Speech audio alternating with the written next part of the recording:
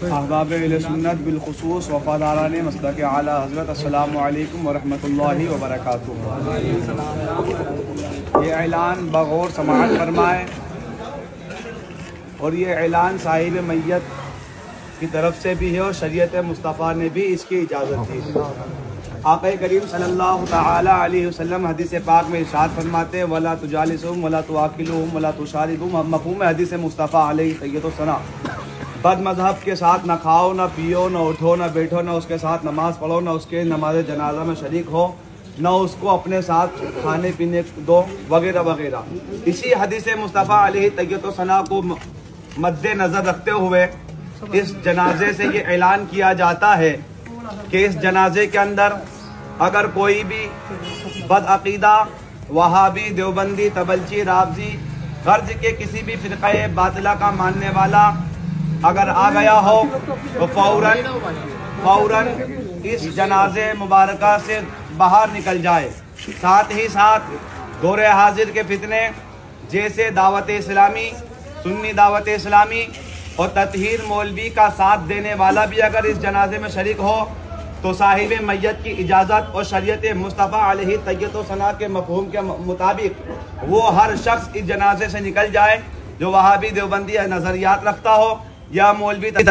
آپ نے اس ویڈیو کو دیکھا جس میں وہابی، دیوبندی اور دعوت اسلامی کو جنازے سے دور کر دیا گیا، وہاں سے نکال دیا گیا، لیکن اسلام میں تمام مسلمانوں کو بھائی بھائی کہا گیا، اور کسی بھی مسلمان کو اس کے مسلک یا فرقے کی بنیاد پر جنازے سے دور کر دینا اسلام کی بنیادی اصولوں کے خلاف ہے۔ اللہ تعالیٰ نے ہمیں اتحاد اور بھائی چارہ کا حکم دیا ہے، نہ کہ تفریقہ بازی اور مسلکی تعصب کا۔ اللہ تعالیٰ نے قرآن مجید میں فرمایا انما المؤمنون اخوۃ فاصلحوا بین اخویکم واتقوا اللہ لعلکم ترحمون۔ بے شک سب مومن آپس میں بھائی بھائی ہے، بس اپنے دو بھائیوں میں صلح کرواؤ اور اللہ سے ڈرو تاکہ تم پر رحم کیا جائے۔ آیت واضح کرتی ہے کہ تمام مسلمان بھائی بھائی ہے اور انہیں کسی بھی معاملے میں تفریقہ ڈالنے سے بچانا چاہیے۔ جنازہ ایک اجتماعی عبادت ہے جس میں تمام مسلمان شریک ہو سکتے ہیں، چاہے وہ کسی بھی فقہی یا مسلکی مکتب فکر سے تعلق رکھتے ہوں۔ نبی کریم صلی اللہ علیہ وسلم نے فرمایا من صلی علی جنازتی فلہ قیرات ومن شہد دفنہا فلہ قیراتان۔ جو شخص کسی مسلمان کے جنازے کی نماز پڑھتا ہے اسے ایک قیرات، بہت بڑا اجر ملتا ہے، اور جو دفن میں بھی شریک ہوتا ہے اسے 2 قیرات اجر ملتا ہے۔ یہ حدیث اس بات کو واضح کرتی ہے کہ جنازے میں شرکت کرنا ایک بہت بڑی نیکی ہے، اور نبی کریم صلی اللہ علیہ وسلم نے مسلمانوں کو جنازے کی نماز سے منع نہیں فرمایا بلکہ اس میں زیادہ سے زیادہ شرکت کی ترغیب دی ہے۔ اسلام میں فرقہ واریت اور گروہ بندی کو کوئی گنجائش نہیں ہے۔ اللہ تعالیٰ نے فرمایا وَلَا تَكُونُوا مِنَ الْمُشْرِكِينَ مِنَ الَّذِينَ فَرَّقُوا دِينَهُمْ وَكَانُوا شِيَعًا كُلُّ حِزْبٍ بِمَا لَدَيْهِمْ فَرِحُونَ۔ اور ان مشرکوں میں سے نہ ہو جانا جنہوں نے اپنے دین کو فرقوں میں بانٹ دیا اور گروہ گروہ ہو گئے، ہر گروہ اسی پر خوش ہے جو اس کے پاس ہے۔ یہ آیت ہمیں فرقہ واریت سے بچنے اور امت بننے کی تلقین کرتی ہے۔ اور ویڈیو میں دوسری بات یہ کہی تھی کہ غیر مذہبی لوگ یہاں سے چلے جائیں۔ اسلام ایک عالمگیر ہے، دین ہے جو تمام مسلمانوں کو آپس میں بھائی بننے کا حکم دیتا ہے۔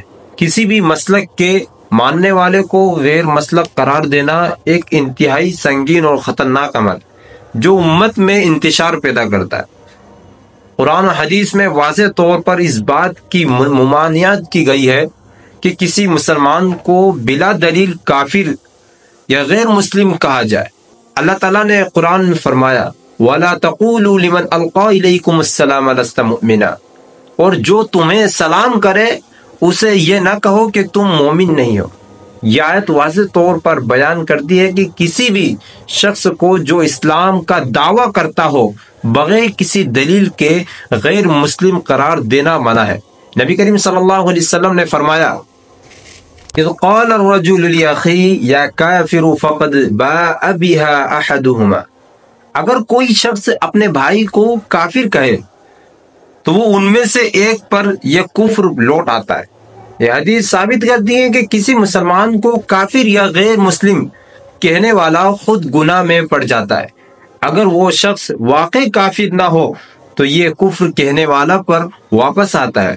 اللہ تعالیٰ فرماتا ہے ان الذین فرقوا دینہم وکانوا شیعا لست منہم فی شیء، بے شک جن لوگوں نے اپنے دن کو فرقوں میں بانٹ لیا اور گروہ گروہ ہو گئے، اے نبی تمہارا ان سے کوئی تعلق نہیں۔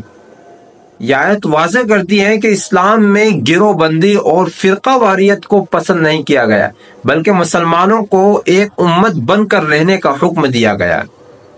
صحابہ کرام رضی اللہ تعالیٰ عنہ کے درمیان بھی بعض مسائل میں اختلاف ہوا، لیکن کسی نے بھی دوسروں کو کافر یا غیر مسلم قرار نہیں دیا۔ حضرت علی رضی اللہ تعالیٰ عنہ اور حضرت معاویہ رضی اللہ تعالیٰ عنہ کے درمیان بھی جنگیں ہوئی، لیکن کسی نے بھی ایک دوسرے گروہ کو اسلام سے خارج نہیں کیا۔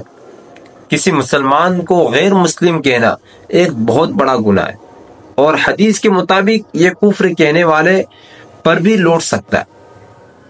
مسلمانوں میں اتحاد ضروری ہے اور فرقہ واریت کو قرآن میں منع کیا گیا۔